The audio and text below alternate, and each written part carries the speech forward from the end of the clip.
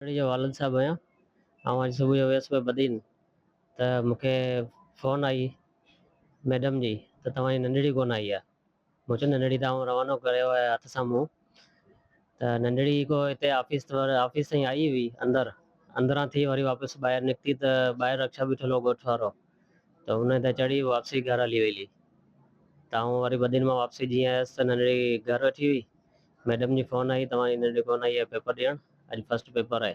त आउं वरी नंढड़ी खे पेपर ॾियण जे लाइ हींअर खणी आयुसि हिते CBS में ई वेठो आहियां हींअर बि। पेपर नंढड़ी ॾेई वेठी आहे, हीअं साम्हूं वेठी आहे तव्हांजे। बाक़ी वीडियो त अलाए कंहिं ॿाहिरि हलाई वेठी आहे, अहिड़ो कोई इशू कोन्हे को।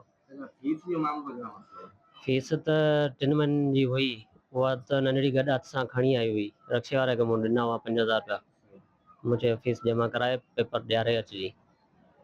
त नंढड़ो रक्शे वारो वरी हिननि खे लाहे हलियो, ॿियो रक्शो बीठल हो ॻोठ वारो, हुन ते चढ़ी हली आई ॻोठ वापसि। अदा असल में मसइलो इहो हो त असां कंहिं बि ॿार खे फीस जे करे स्कूल खां ॿाहिरि कोन कढियो।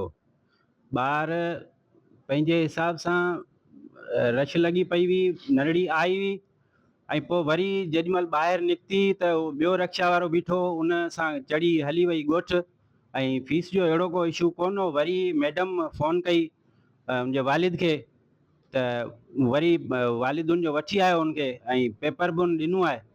असां पेपर ॾियारियो आहे उनखे, अहिड़ो को इशू कोन हो। बाक़ी ॿाहिरां जेका वीडियो हली आहे उहा उन माण्हू ते असल में उन माण्हू ते 50,000 रुपया फीस रहियल हुई। उन जे पंहिंजे ॿार ते रहियल हुई फीस। इन करे ई हुन सॼो जेको सो मसइलो कयो आहे। इन करे असांखे प्रेशराइज़ करण जे लाइ त जीअं असीं उन्हनि जे प्रेशर में अची वञूं ऐं हुनजो पंहिंजो जेको ॿारु आहे उहो ॿ पेपर ॾेई वञे। बाक़ी अहिड़ो को बि इशू कोन्हे। असां कंहिं ॿार खे स्कूल मां ॿाहिरि कोन कढियो।